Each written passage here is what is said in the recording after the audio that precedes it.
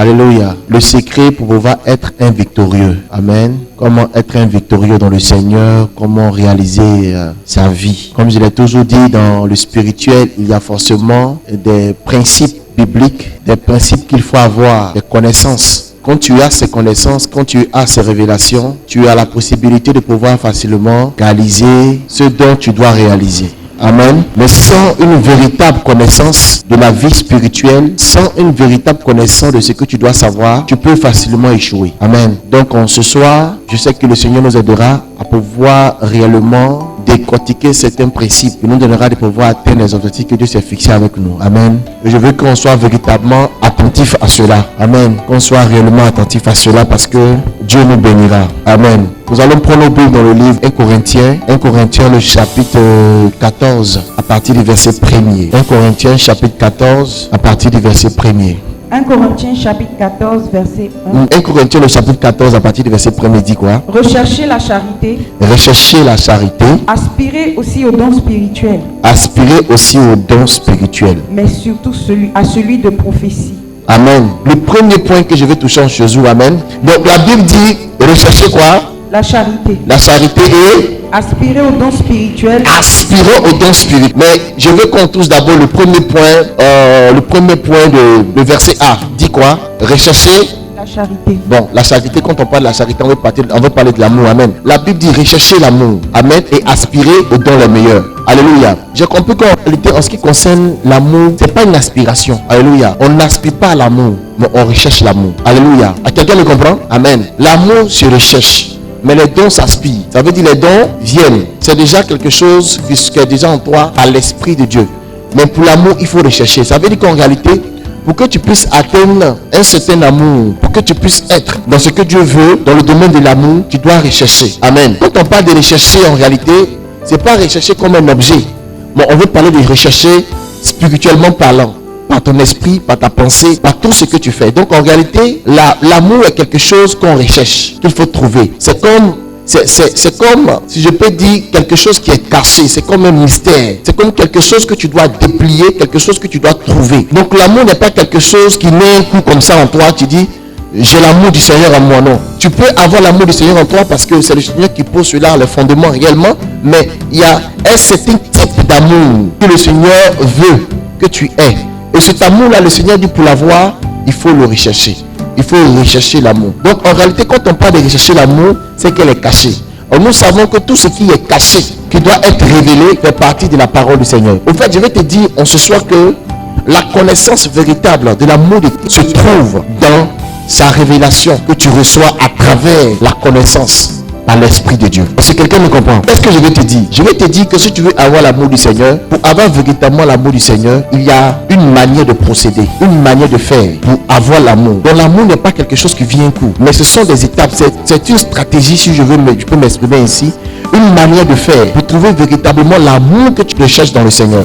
Donne-moi un bon amen. Donc, pour pouvoir vous expliquer, prenez d'abord Jean le chapitre 14, vous allez comprendre de quoi je parle. Là, je parle déjà de l'amour. Pour vous dire que c'est le premier point qu'il faut avoir. Vous savez, pour être un gagnant, quand tu veux être un gagnant, il faut avoir l'amour en soi. Quand je parle de l'amour, je vais parler de l'amour du Seigneur en toi. Amen. Alléluia. Amen. L'amour de Dieu en toi. Quand tu as l'amour de Dieu en toi, ça c'est le premier point. Amen. Écoutez, je vais vous donner un exemple. Fais tout ce que tu veux, comme prière, comme, je ne sais pas, jeûne. Et si tu n'as pas l'amour du Seigneur en toi, tu ne pourras jamais atteindre tes objectifs. L'amour de Dieu, au fait, te focalise sur la personne de Christ. Quelqu'un me comprend? Tous ceux qui recherchent quelque chose de Dieu, mais qui ne sont pas focalisés d'abord sur l'amour, ils utilisent Dieu, mais ils ne servent pas Dieu. Amen. Ils utilisent Dieu, mais ils ne servent pas Dieu. C'est pour cela qu'il faut être quelqu'un qui a l'amour de Dieu en soi. Maintenant, pour avoir cet amour-là, prends Jean chapitre 14, verset 21, dit quoi? Écoutez très bien. Chapitre 14, verset 21. Celui qui a mes commandements. Celui qui a mes commandements. Et qui les garde. Et qui les garde. C'est celui qui m'aime. Quelqu'un me comprend? La Bible dit, le Seigneur dit, celui qui a quoi? Mes commandements. Et qui fait quoi? Et qui les garde. Et qui les garde. C'est celui qui m'aime. Donc qu'est-ce que la Bible dit? La Bible dit, quand on parle de commandements, beaucoup ont pensé que le Seigneur est en train de parler peut-être les 10 commandements ou bien non. La Bible parle des instructions de Dieu. Amen. Dans d'autres versions, on parle d'instructions. Celui qui a mes instructions. Quand on parle de commandement, on parle de commander, commande. Ça veut dire on te téléguide, on te conduit. On te donne des instructions que tu suis. Amen. Donc la Bible dit que celui qui suit mes instructions, celui-là fait quoi? C'est celui-là qui m'aime. C'est celui-là qui m'aime. Donc l'amour de Dieu provient des instructions que tu reçois de lui. Donc si tu as la capacité de garder, d'avoir d'abord, il dit quoi? Celui qui a mes commandements. Donc celui qui a mes commandements et qui les garde. Amen. Donc j'ai compris que tu peux avoir les commandements de Dieu, les instructions de Dieu, mais sans les garder. Une chose est d'avoir les commandements de Dieu, et puis une autre chose est de savoir garder les commandements de Dieu. Amen. J'ai compris que beaucoup de chrétiens ont eux les commandements de Dieu, la connaissance. Amen. Mais nous ne les gardons pas. Comment garder réellement les instructions de Dieu? Garder les instructions de Dieu veut dire quoi? Veut dire en réalité les placer dans le cœur. Parce que le cœur, c'est le lieu où tu peux garder des choses. Quand on dit garder, ça veut dire ne pas oublier. Quelqu'un me comprend? Amen. Si tu as les choses de Dieu, que tu les oublies, que tu ne les as pas gardées. Or, le lieu en réalité où tu peux garder certaines choses, ce n'est pas au niveau de ton intellect, mais au niveau de ton cœur. Parce que tout ce que tu fais, toute expression vient de ton cœur. Donc si tout ce qui est gardé au niveau de ton cœur te coûte cher. Amen. On a l'habitude de dire là où se trouve le cœur, c'est là où se trouve le trésor. N'est-ce pas? Amen. Alléluia. Donc là où se trouvent les instructions de Dieu, quand les instructions de Dieu se trouvent dans ton cœur, et là tu les gardes et l'amour de Dieu se manifeste. Parce que c'est de l'instruction de Dieu que naît l'amour. Quand on parle d'instruction, on parle d'enseignement. Donc ça veut dire qu'en réalité, Dieu veut dire quoi en réalité? Dieu veut te dire que tout ce qu'il t'enseigne, tout ce que tu reçois de lui comme enseignement, c'est de ces choses viennent de son amour. Amen. Alléluia. Est-ce que quelqu'un me comprend? Donc l'amour de Dieu ne vient pas dans une histoire de non, il faudrait que je fasse 30 minutes de prière pour avoir l'amour de Dieu dans mon cœur. Non, mais c'est dans l'enseignement. Au fur et à mesure que tu gardes ces choses, pas seulement dans l'enseignement, mais quand l'enseignement vient dans ton cœur, dans ta pensée, et que tu les mets au plus profond de ton cœur, que tu les gardes, l'amour de Dieu naît en toi. Alléluia. Amen. Amen. Amen. Donc, celui qui veut aimer Dieu, je disais un jour comme ça que beaucoup d'hommes n'ont pas compris la révélation sur quand la Bible dit qu'à Dieu a tant aimé le monde qu'il a donné son Fils unique. Amen. Alléluia. La Bible dit qu'à Dieu a tant aimé le monde qu'il a donné. Et je disais comme ça que celui qui aime, c'est celui qui donne. Si tu n'aimes pas, tu ne peux pas donner. Alléluia. Celui qui aime, celui qui donne. Tant que tu n'aimes pas, tu ne peux pas donner. Et la dimension de ton amour est égale à la dimension de ce que tu donnes. Et je peux vous dire que la dimension de ce que tu donnes aussi est la dimension de ce que tu reçois. Quelqu'un me comprend? Quand tu aimes, c'est ce que tu donnes. Et ce que tu donnes est égal à ce que tu reçois. Donc ça veut dire qu'en réalité, ce que tu reçois est égal à ce que tu aimes. Parce que tu aimes, tu donnes. Or, quand tu donnes, ce que tu reçois est égal à ce que tu as donné. Si ce que tu reçois est égal à ce que tu as donné, or que ce que tu as donné est égal à l'amour que tu manifestes, c'est que l'amour que tu manifestes est égal à ce que tu reçois. Quelqu'un comprend ce que je dis? Donc en réalité, ce que tu reçois, ta bénédiction dépend de l'amour que tu as pour Christ. Plus tu aimes Dieu, plus, regardez, la Bible dit que Jésus-Christ de Nazareth, Dieu a tant aimé le monde qu'il a donné son Fils. Et son Fils a aimé aussi le monde. La Bible dit qu'il a tellement aimé le monde que lui-même il s'est sacrifié. Il s'est donné à la croix, il est mort à la croix.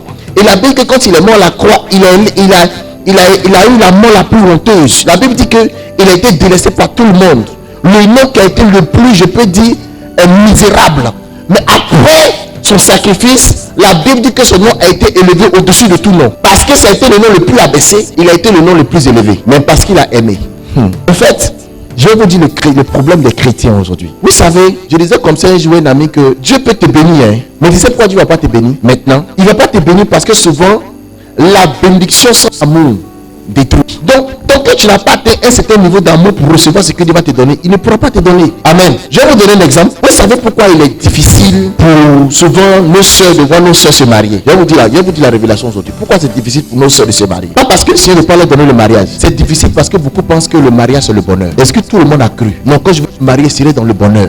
Si ton bonheur dépend déjà de ton mariage, c'est que alors c'est pas la peine. Parce qu'on ne se marie pas pour être heureux. Comme mon père aime toujours le dire, on se marie pour rendre heureux. Mais quelqu'un ne peut pas rendre quelqu'un tant qu'il n'est pas heureux. Donc à quel moment tu es heureux? Tu es heureux avant de rentrer dans le mariage. La joie qui apporte le mariage, mais ce n'est pas le mariage qui apporte la joie. Est-ce que quelqu'un me comprend? Pour ça, vous allez voir que la plupart de ceux qui ont dit mariage heureux, la joie, quand ils se sont mariés automatiquement, ils ont voulu forcément dire, ça veut dire donner à l'autre de manifester un amour qu'ils vont recevoir. Or, l'amour que tu reçois dans ton mariage, ou bien la joie que tu reçois dans ton mariage ne vient pas de ton conjoint, mais ça vient du Seigneur. Donc, tant que tu n'as pas appris à aimer Dieu avant ton mariage, et le mariage est fait, vous savez, tout ce qui est terrestre, qui n'est pas spirituel, qui n'a pas une portée spirituelle détruit. Ça veut dire tout ce que tu fais dans la vie terrestre, quelle que soit la plus grande bénédiction que tu reçois sur la terre, si elle n'a pas une portée spirituelle avec Dieu, elle te détruit. Est-ce que vous le savez? Or, la plus grande portée que tu peux avoir à travers tes bénédictions, Parce qu'il faudrait que tes bénédictions soient comme un doux parfum aux yeux de Dieu. C'est quoi? C'est l'amour que tu manifestes. Ça veut dire que la bénédiction dans tes mains est une forme d'adoration. Or, l'adoration, c'est l'expression de ton amour. Donc, quand Dieu sait que tu l'aimes, il est prêt à te donner ce qu'il faut. Parce qu'il sait que ce qu'il va te donner sera comme une expression de son amour que tu manifesteras pour lui. Donc, il est prêt à te donner. Donc, le premier secret que je vais vous donner en ce jour, cherche à aimer Dieu. Apprends à aimer Dieu. Plus tu aimes Dieu, mon frère, tu n'as même pas besoin de prier pour certains sujets. Non. Regardez le premier commandement. Aime Dieu de tout ton cœur, de toute ton âme, de toutes tes forces, de toute ta pensée. Le premier commandement. La Bible dit rechercher premièrement le royaume de Dieu et sa justice. C'est quoi? C'est l'amour. Bon, dis-moi, à part l'amour que tu peux faire monter chez Dieu, qu'est-ce que tu peux faire monter chez Dieu? Dites-moi. Ton offrande? Non, ton offrande c'est pour ici. Hein. Ça va même pas quelque part même. Dieu lui regarde ton offrande et puis te bénit. Au fait, il y a des objets que Dieu regarde et puis il y a des objets qui montent, qui n'ont pas besoin d'être regardés. Et c'est pas si vous comprenez ce que je dis. Vous comprenez? Je vais vous expliquer, vous allez comprendre. C'est comme un père qui a payé des biscuits, vous voyez, et puis il enlève un biscuit et puis il donne à l'enfant pour voir quel est le comportement de l'enfant. Et puis quand il donne à l'enfant, il dit à l'enfant donne-moi. Et puis l'enfant prend, l'enfant remet ça entre les mains de son père. Le père sait que l'enfant vient d'exprimer un comportement de gentillesse. Automatiquement le cœur du père est touché. Qu'est-ce qu'il fait? Il prend le biscuit qui reste, et puis il donne à l'enfant. Pour apprendre à l'enfant en lui disant que ce que tu as reçu, tu as pu partager, alors tiens le reste. Pour dire que le fait de donner te donne la possibilité de recevoir plus. Quelqu'un me comprend? Mais est-ce que le père mange ce biscuit là? Il le donne ça à l'enfant. Donc en réalité, tes offrandes, tes actions de grâce, tout ce que tu fais, c'est une manière de séduire Dieu au fait. Mais la seule chose, quand tu fais toutes ces choses, la seule chose qui monte, c'est l'amour. Qu'est-ce qui est monté chez le père? C'est pas le biscuit, mais c'est l'expression que le fils a prouvé à son père en disant je t'aime, voilà pourquoi je te donne. Parce qu'on donne quand on aime. Donc l'amour que le père a ressenti, c'est ce qui est monté jusqu'à son cœur, fait qu'il s'est disposé pour l'enfant. Donc tout ce que tu recherches, tout ce que tu fais, quand il n'y a pas un amour qui s'exprime à l'intérieur, c'est vide. Tu ne peux pas atteindre les objectifs de Dieu. Donc regardez un peu la grandeur et l'importance de l'amour de Dieu dans la vie d'un enfant de Dieu. Mais commençons ceux aujourd'hui qui aiment le Seigneur. Je disais comme ça qu'aujourd'hui, regardez, 90% des chrétiens qui vont à l'église, plein, on n'aime pas Dieu. On aime Dieu pour ce qu'il fait, mais on n'aime pas Dieu pour ce qu'il est. Le secret des gagnants, c'est ça. Alléluia. Dis à quelqu'un l'amour de Christ. Dis à quelqu'un l'amour de Christ. Continue le verset, s'il te plaît. Jean 14, verset 21. Celui qui a mes commandements et qui les garde, c'est celui qui m'aime. Celui qui a mes commandements et qui les garde, c'est celui qui m'aime. Donc quand tu as les commandements de Dieu, Dieu veut que tu les gardes. Ça veut dire que Dieu veut que tu les mettes dans ton cœur. On parle de garder. Continue. Et celui qui m'aime sera aimé de mon Père. Celui qui m'aime sera aimé de mon Père. Je l'aimerai. Je l'aimerai. Et je me ferai connaître à lui. Je me ferai connaître à lui. Dans d'autres versions, vous allez voir qu'au lieu de mettre garder aussi, ils ont mis pratiquer. Celui qui m'aime, qui a mes commandements, les pratique. On parle de pratiquer. Donc en réalité, l'amour de Christ se manifeste dans les instructions de Dieu, mais ces instructions que tu reçois de Dieu là, il ne faudrait pas que tu aies seulement la connaissance. La connaissance ne suffit pas, mais tu dois le mettre en pratique. Tu dois l'exercer. Amen. Alléluia. Tu vas prendre avec moi rapidement Jean chapitre 5 à partir du verset 39. Regardez ce que la Bible dit. Là, vous allez comprendre quelque chose. Quand on parle d'instruction de Dieu, c'est quoi en réalité? Jean chapitre 5, verset 39. Vous sondez les Écritures. Vous sondez, écoutez, vous sondez les Écritures. Parce que vous pensez avoir en elles la vie éternelle. Quand on parle de sonder, on veut dire quoi? Sonder, c'est quoi? C'est étudier, maîtriser, chercher, à avoir ce qu'il y a à l'intérieur. Penser, réfléchir, sonder quelque chose, c'est être illuminé par quelque chose. Est-ce que quelqu'un me comprend?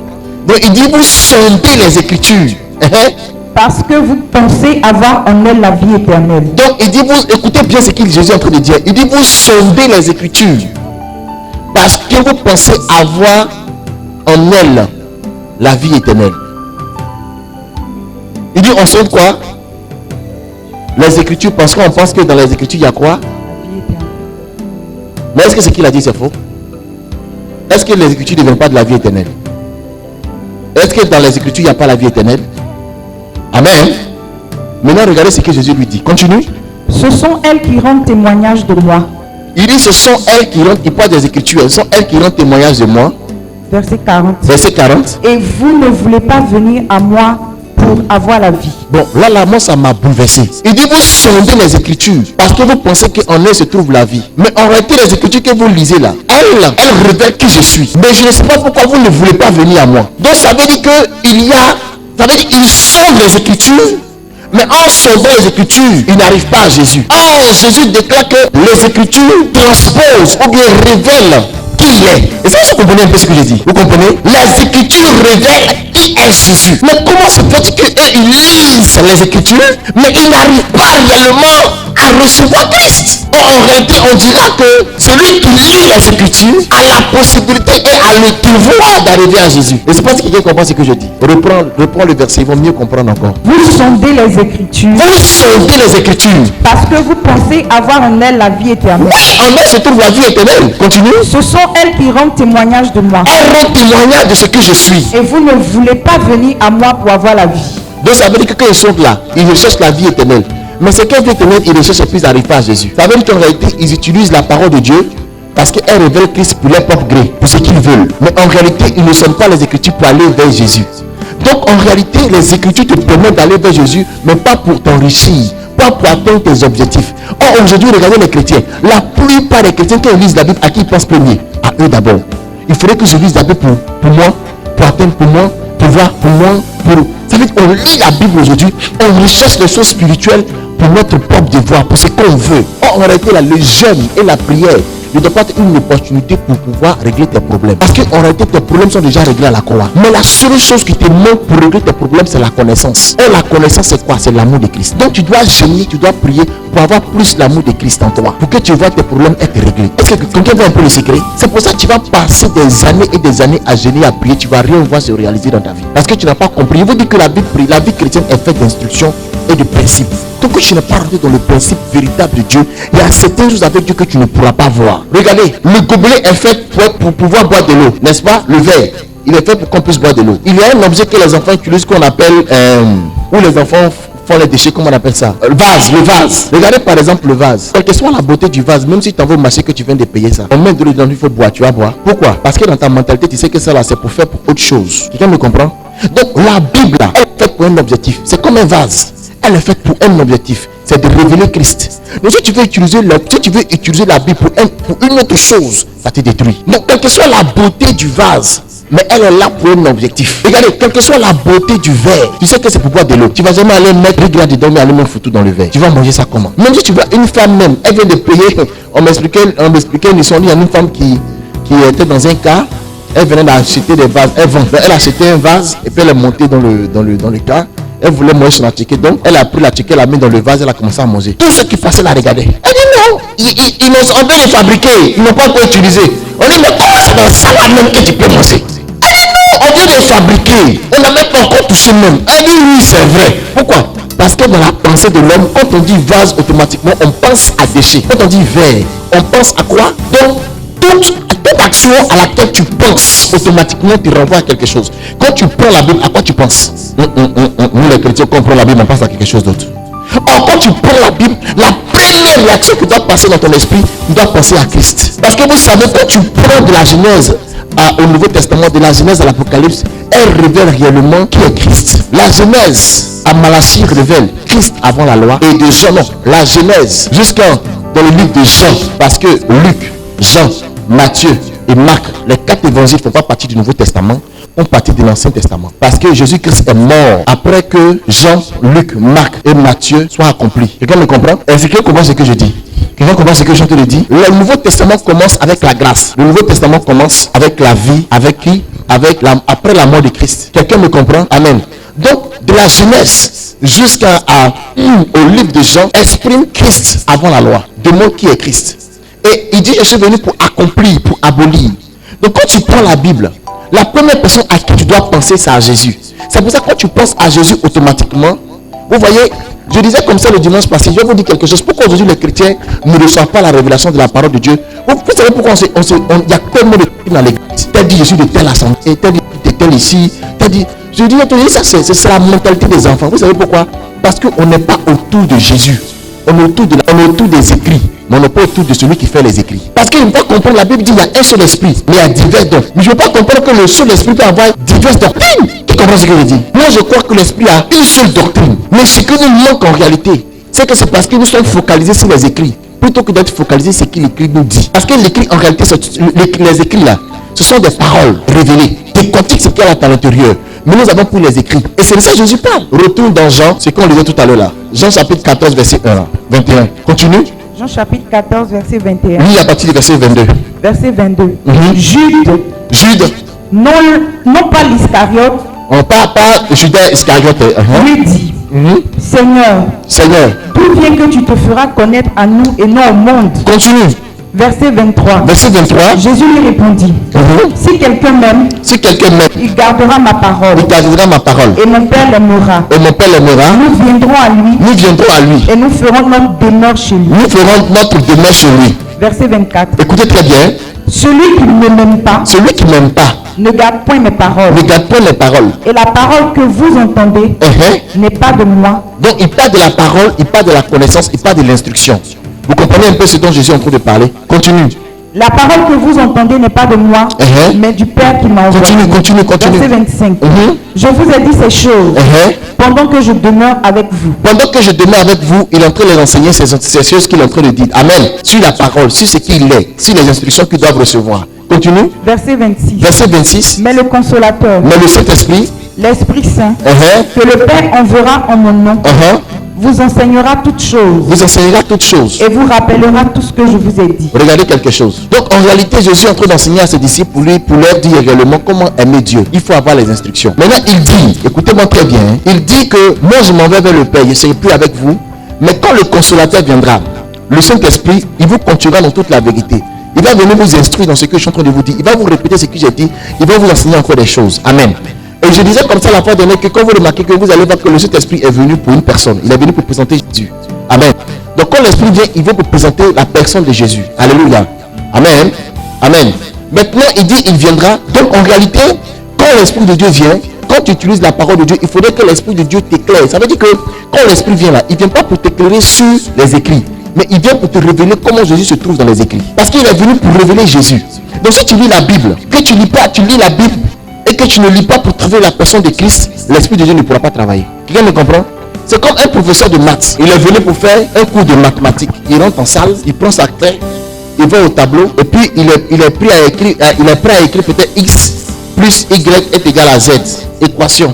Et puis il y a un élève qui lève sa main là-bas. Il dit, monsieur, qu'est-ce que c'est que l'écosystème? Est-ce que vous voyez, c'est de quoi qu'à l'âme? C'est comme ça on fait le Saint-Esprit. Vous allez, tu lis la Bible, le Saint-Esprit vient et dit, au fait, je vais te montrer une autre face de Jésus. Tu vois, Jésus au fait, et puis tu dis, non, Saint-Esprit, comment je dois me marier? Oh, je suis pas venu pour que tu te maries. Non, Saint-Esprit, comment je fais pour réussir mes affaires? Mais qui t'a dit que je suis venu pour ça? Non, je ne suis pas venu pour tes affaires, je suis venu pour te montrer qui est Jésus. Et il y a des églises qui meurent aujourd'hui, on lit la Bible pour être la meilleure église. Jésus n'est pas venu pour qu'il y ait une meilleure église, il s'en fout des églises. Il est venu pour son épouse. Or, l'épouse doit être à la ressemblance de Christ. Donc, quand l'Esprit de Dieu vient, il vient pour révéler qui est Christ en toi, à travers la parole. Une fois que tu bloques le système de la révélation dans laquelle l'Esprit de Dieu veut rentrer pour te révéler qui est Christ, que tu penses à autre chose, automatiquement lui il est bloqué. Et tu as tendance à penser que ce que tu viens de recevoir comme connaissance, ça vient de Dieu. Et puis tu cries, tu as une ébullition, j'ai reçu une révélation. C'est ta chair qui a reçu quelque chose, c'est pas le Saint-Esprit. Et ce qui fait qu'on doute beaucoup. Notre foi vient de... Non, la peur, le doute, le manque de foi vient de là. Parce qu'en réalité, la foi vient de ce que tu as entendu, mais que te révèle ce que tu as entendu, qui vient de la parole de Dieu, c'est l'Esprit. Mais l'Esprit, il vient pour un objectif. Il vient pour te révéler qui est Christ. Donc la foi vient de la révélation de Christ. Donc ta connaissance de Christ te donne certaines mesures de foi. Mais si ta foi n'est pas bâtie, c'est parce que tu n'as pas reçu véritablement une révélation de Christ. Or tu médites. Donc en réalité, ta méditation, le fait de pas de méditer, mais c'est l'objectif pour lequel tu médites qui fait de toi ce que tu dois être. Donc en réalité, quand je médite pour quel objectif? Il y a des chrétiens qui méditent matin, midi et soir, mais leur vie ne change pas. Parce qu'ils utilisent la Bible, pas comme il le faut, mais ils utilisent pour leur propre gré. Mais quand tu utilises la Bible dans l'optique pour laquelle elle a été donnée, en réalité, elle te lance, elle t'envoie directement vers Christ. Et quand tu trouves Christ, la foi augmente, l'amour de Dieu s'installe. Donc celui qui fait ce travail, c'est le Saint-Esprit. Amen. C'est pour ça que beaucoup disent que, pasteur, il y a des gens qui viennent dire, pasteur, comment il faut entendre la voix de Dieu?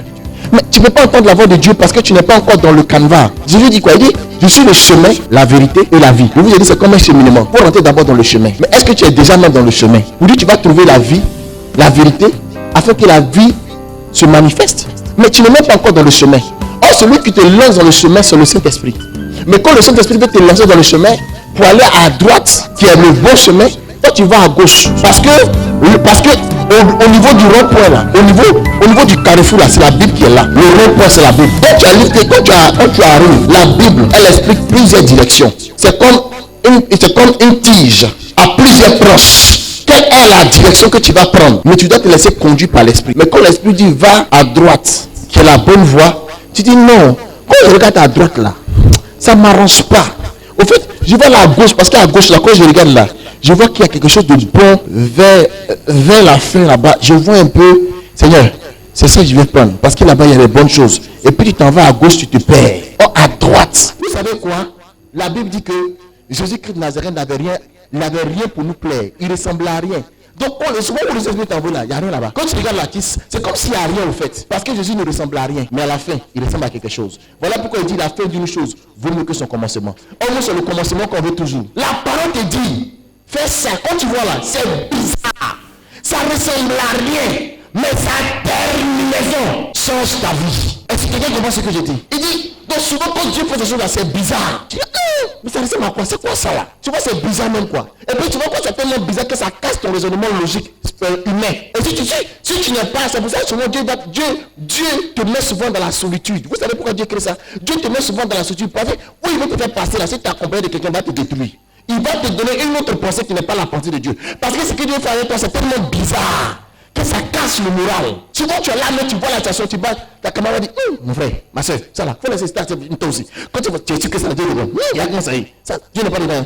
Oh, c'est dans ça que Dieu est. Souvent, tu vois le frère de sa mariée, quand il marche comme ça, on dirait qu'il est un vagabond même. Et puis Dieu dit, c'est lui qu'il faut prendre. Tu dis, mon Dieu, sûr. Et puis tu vas dire, toi aussi, tu prends, toi aussi. Frère, regarde. Mais il est vagabond comme ça là. Mais tu le refais. Dieu te montre la fin du film. Mais les gens voient le commencement. Tu vois, ça bizarre. En fait, ce que je vais vous dire, c'est quoi? C'est pour ça la Bible dit que quand le royaume de Dieu vient, il ne vient pas pour plaire, ni pour frapper à l'œil. Il vient pour s'installer. Quelqu'un comprend ce que je dis?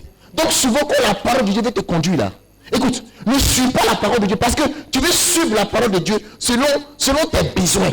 Voilà pourquoi tu t'en vas toujours à gauche. Mais oublie tes besoins. Écoutez, les Écritures se personnifient. L'obéissance se transforme dans la main de Dieu, dans la main de Jésus.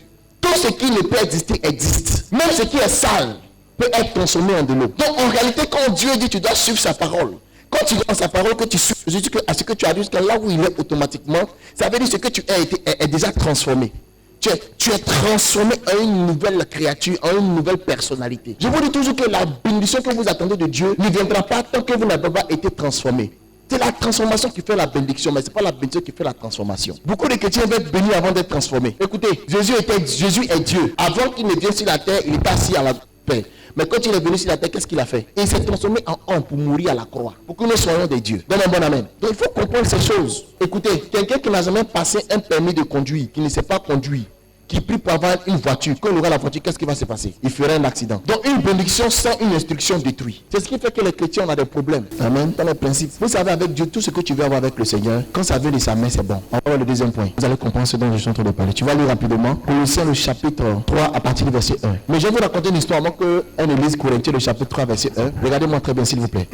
Voici une histoire qui m'a marqué. Il y avait par exemple un monsieur un jour qui était étonné de voir un chat en train de tuer un oiseau. Un chat. Est-ce que vous comprenez ce que je dis? Un chat en train de tuer quoi? Un oiseau. Ça ne vous étonne pas de voir un chat en train de tuer un oiseau? Est-ce que le chat vole? Qui vole? Mais comment se fait-il que le chat est en train de tuer l'oiseau? Qu'est-ce qui s'est passé? C'est parce que le chat est venu sur la terre. Il est venu, il n'était plus dans son environnement. Pardon que si je dis l'oiseau, merci. C'est que vous suivez. L'oiseau est venu sur la terre, il est venu dans le lieu qui n'était pas son environnement. Donc le chat a bondi sur lui, il l'a attrapé. Donc le chat était caché. Et le chat attendait un moment favorable, un temps spécifique. Il est si sûr que le chat savait que l'oiseau avait l'habitude de descendre toujours là. Il dit aujourd'hui là, je vais l'attraper, il allait se cacher. L'oiseau était en haut, le chat n'allait pas pouvoir l'attraper. Même parce que l'oiseau est descendu, le chat l'a attrapé. Est-ce que quelqu'un me comprend? Amen. Alléluia. Amen. Qu'est-ce que je vais dire? Lisez le verset, vous allez comprendre.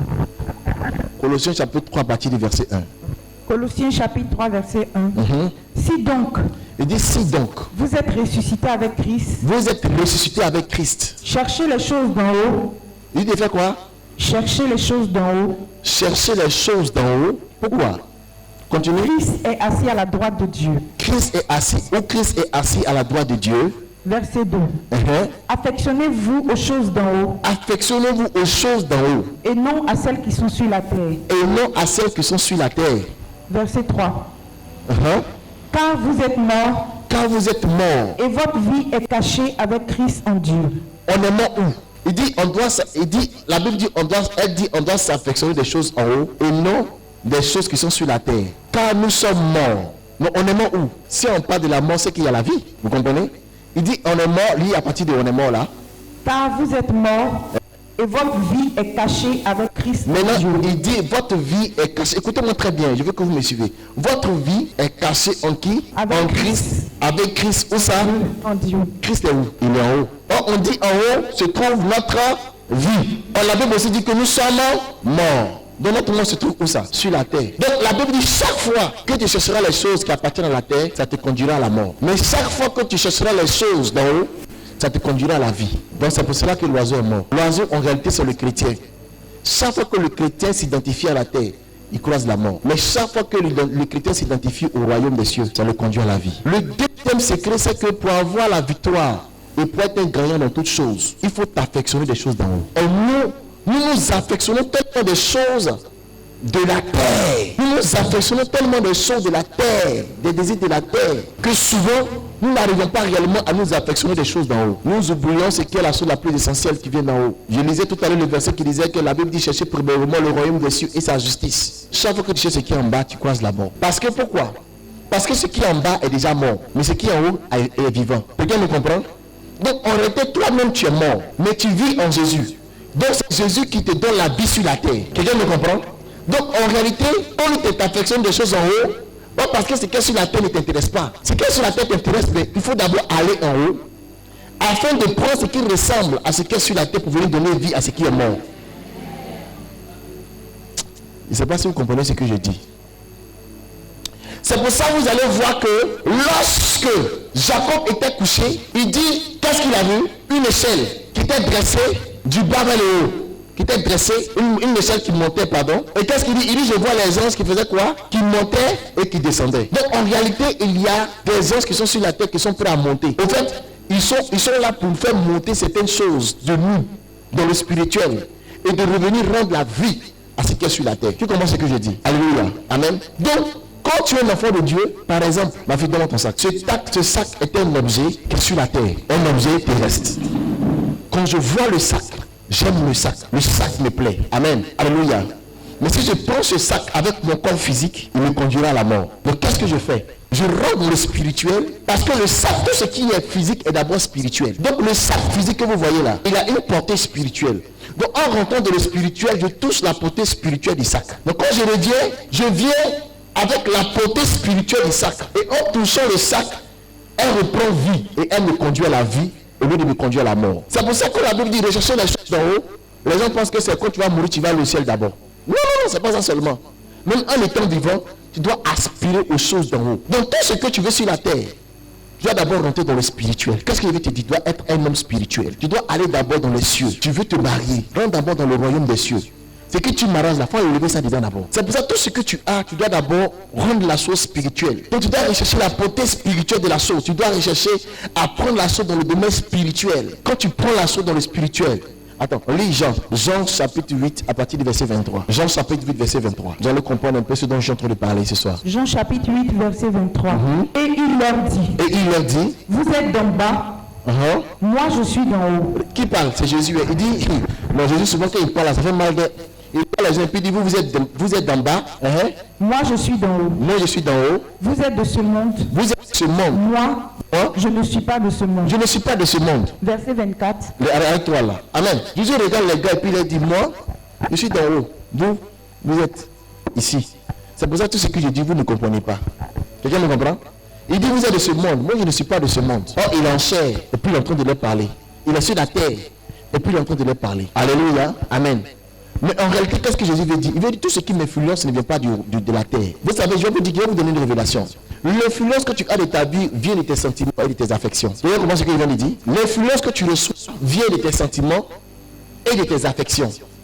Ça veut dire que quelque chose t'influence là. Ça t'influence à cause de tes sentiments et à cause de tes affections. Quelqu'un me comprend? Mais quand tes affections et tes sentiments sont portés sur des choses terrestres, alors ce sont des choses terrestres qui t'influencent. Mais quand tes sentiments et tes affections sont portés sur des choses célestes, alors ce sont des choses célestes qui t'influencent. Et quand tes sentiments et tes affections sont portés sur les choses célestes, que les choses terrestres veulent t'influencer, ils ne peuvent t'influencer.